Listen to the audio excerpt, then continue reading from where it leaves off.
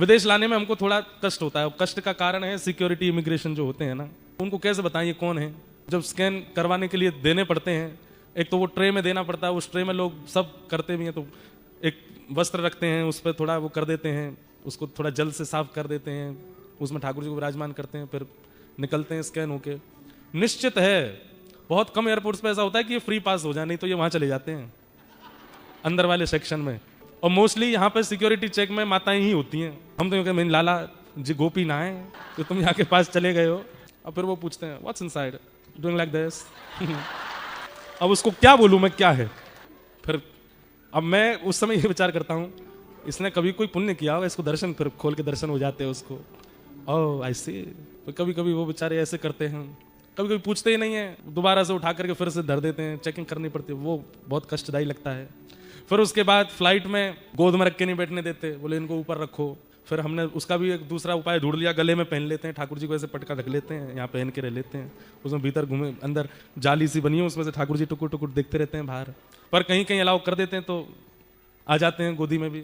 इस बार तो सब हमारे पलटन पूरी संग है, हमेशा तो मैं अकेला ही गया हूँ, मैंने कैसे कैसे लाल जी रखे हैं मुझे पता है। बिजनेस क्लास में होते हैं वहां तो नहीं कहते कुछ भी, पर इकोनॉमी में तो फिर ठाकुर जी को कष्ट हो जाता है। अब आप कहोगे तो फिर लाते ही क्यों। पिछली बार हम विदेश आ रहे थे आराम के लिए, घर में सेवा एक बालक करते हैं, सबको आती है सेवा, वहां होती है। हमने कहा ठाकुर जी आप तो सेवा कराओ घर पे, हम जा रहे हैं 10-15 दिन थोड़ा आराम करके आते हैं। 2-3 महीना से बहुत भागदौड़ हो गई। रात में ही जिनके यहाँ जाना था उन सब के यहाँ कुछ कुछ घटनाएं घटने लगी। किसी की माताजी बीमार हो गई, किसी को जॉब से फायर कर दिया, किसी के कुछ हो गया। अरे भैया वहां तो जिन जिन के यहाँ मेरा जाना निश्चित था कि प्रवास के समय एक दिन इनके यहाँ जाएंगे, 2 दिन उनके यहाँ जाएंगे, एक दिन उनके यहाँ जाएंगे, सब के यहाँ कुछ ना कुछ भूचाल आने लगे। और लगभग ये हुआ कि कल हमको कैंसिल ही करना पड़ेगा जाना, क्योंकि सब जगह अस्त व्यस्त, कहाँ जाएंगे। सुबह सुबह उठ करके मैं माँ से बोल रहा था, मेरी मम्मी शायद कैंसिल करना पड़ेगा, अब तो वहाँ सब ऐसे हो गई है बात, इसके यहाँ ये हो गया, उसका। मैंने एक साथ सबके यहाँ बिगड़ गई बात।